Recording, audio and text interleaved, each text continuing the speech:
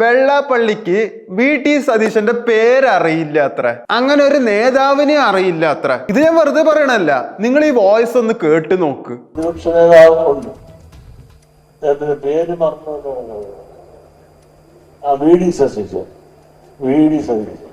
ഇങ്ങനെ കേരളം കടൽ വെച്ചിട്ട് ഒരു പന്നനെ ഞാൻ കണ്ടിട്ടില്ല. പന്നനെന്ന് തന്നെ ഞാൻ പറയും. ഒരു പ്രതിപക്ഷ നേതാവെന്ന നിലയിലുള്ള ഒരു മാന്യതയും മര്യാദയും കൊടുത്ത് സംസാരിക്കുന്ന രീതിയുണ്ട്. അച്ഛൻ ഇവിടെ പിണറായിക്ക് കായികമുണ്ട്, അവിടെ നന്ദയുടെ പ്രായമുണ്ട്, കായികമുണ്ട് വർത്താനൊക്കെ പറഞ്ഞ കേട്ടാൽ ആരെയാണ്ട് ക്ലിന്റൺ ആണെന്ന് തോന്നും. ഈ തറ എനിക്ക് വയസ്സ് 88 പിന്നെ 89 പ്രവേശിക്കാൻ ഒരു മാസം കൂടെ ഉണ്ട്. ഞാൻ ഒരുപാട് രാഷ്ട്രീയക്കാരെ കണ്ടിട്ടുണ്ട്. ഇത്തരം തറ പറയുന്നത് വീഡിയോ ഞാൻ മനസ്സിലുണ്ട്. ഏത് മാത്രമല്ല ഒരു ഈഴവ വിരോധിയും കൂടെ.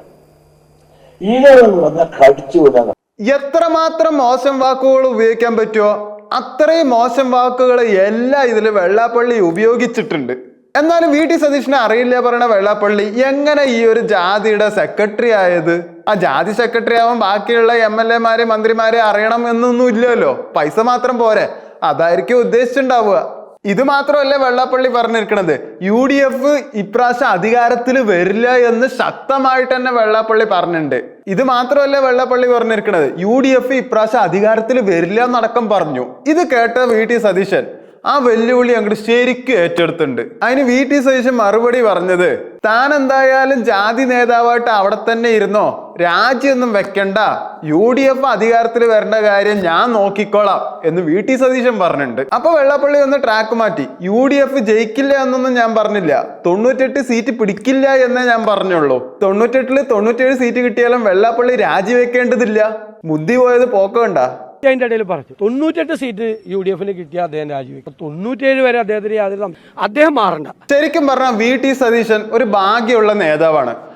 വെള്ളാപ്പള്ളി ആർക്കൊക്കെ നേരെ തെരുവ് വിളിച്ചിട്ടുണ്ടോ അവരൊക്കെ ജയിച്ചിട്ടേ ഉള്ളൂ. അതും കൊണ്ട് ഇപ്രാവശ്യം വി.ടി. സതീശൻ കൂടുതലും മന്ത്രിയാവാൻ സാധ്യത വളരെ കൂടുതലാണ്. ഇപ്പൊ ഈഴവ ജാതിയിൽപ്പെട്ട ഒരു 90% ആൾക്കാരും വെള്ളാപ്പള്ളിയെ സപ്പോർട്ട് ചെയ്യണമെന്ന് എനിക്ക് തോന്നിയിട്ടില്ല.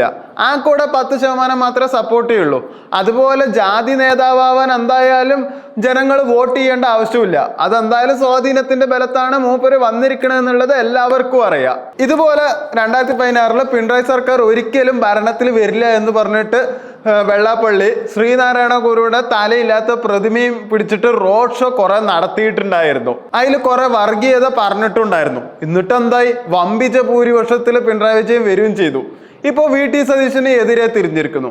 അപ്പൊ എന്തായാലും UDF വമ്പിച്ച ഭൂരിപക്ഷത്തിലേക്ക് എന്തായാലും ജയിക്കും. പക്ഷെ ഇതുകൊണ്ട് വെള്ളാപ്പള്ളിക്ക് ഒരു ഗുണമുണ്ടായി, BJP-യും ബാക്കിയുള്ള ലീഗ് നേതാക്കന്മാരും ഒരു ജനപ്രതിനിധി ഉണ്ടാക്കണേനെക്കാട്ടിലും എത്രയോ മുകളിൽ വെള്ളാപ്പള്ളി തന്റെ സീറ്റ് ഉറപ്പിച്ചു. എന്തായാലും മരിക്കണ വരെ വെള്ളാപ്പള്ളി ഇനി SNDP-ന്റെ സെക്രട്ടറി ആയിട്ട് തന്നെ തുടരും. അത് ഇനി എന്തായാലും ഉറപ്പുള്ള കാര്യമാണ്. പിണറായി ജയിച്ചപ്പോ വേഗം പിണറായി ഭക്തനായി, എന്നിട്ട് പിണറായിന്റെ കൂടെ നടക്കാനും തുടങ്ങി. കേരളത്തിൽ ഇനി എന്ത് കാണിച്ചാലും പിണറായി എന്തായാലും വെള്ളാപ്പള്ളിയെ സംരക്ഷിക്കും.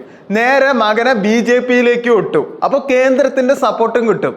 അപ്പൊ വെള്ളാപ്പള്ളി എന്തായാലും ബുദ്ധിയില്ലാത്ത ഒരുത്തനല്ല എന്ന് നമുക്ക് ഉറപ്പിക്കാലോ അല്ലെ. നിലമ്പൂരിലെ ഇലക്ഷനിൽ ഷൗക്കത്തെ ജയിച്ചെങ്കിലും അതിൽ ഗുണമുണ്ടായത് വി.ടി. സതീശനാണ്. കാരണം ആ ഇലക്ഷനിലൂടെ നല്ല സ്ട്രോങ് ആയിട്ടുള്ള ഒരു നേതാവ് UDF-ൽ ഉണ്ട് എന്നത് എല്ലാവരും അണികളും ജനങ്ങളും പറഞ്ഞു തുടങ്ങി. അപ്പോൾ സ്വാഭാവികമായിട്ട് വി.ടി. സതീശന്റെ ഗ്രാഫ് ഉയർന്നു. അത് മാത്രമല്ല, ഇപ്പൊ വെള്ളാപ്പള്ളിന്റെ ഈ പ്രസ്താവനയും കൂടി ആയപ്പോ കുറച്ചും കൂടി നല്ലൊരു ഗ്രാഫ് ഉയർന്നു.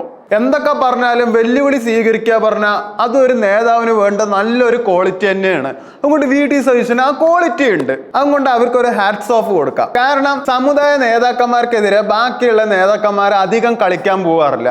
കാരണം ഒരു സമുദായത്തിനെതിരെ തിരിഞ്ഞാൽ അയാളുടെ കസേര വേറെ വേണച്ച തെറിച്ചു പോവുക. കാരണം ഇവിടെ ജാതിക്കെതിരെ പറഞ്ഞാൽ എന്തായാലും പ്രശ്നമാവും എന്നുള്ളത് എല്ലാവർക്കും നന്നായിട്ട് അറിയുന്ന ഒരു കാര്യമാണ്.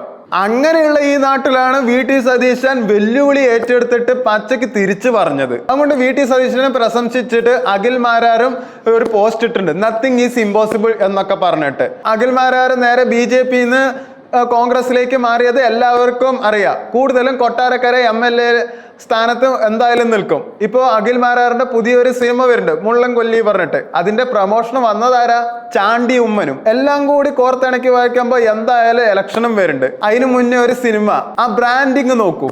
ഇലക്ഷന് അധികം നാളൊന്നും ഇല്ലല്ലോ. എന്തായാലും കാണാം ആര് മന്ത്രിയാവൂ എന്നത്.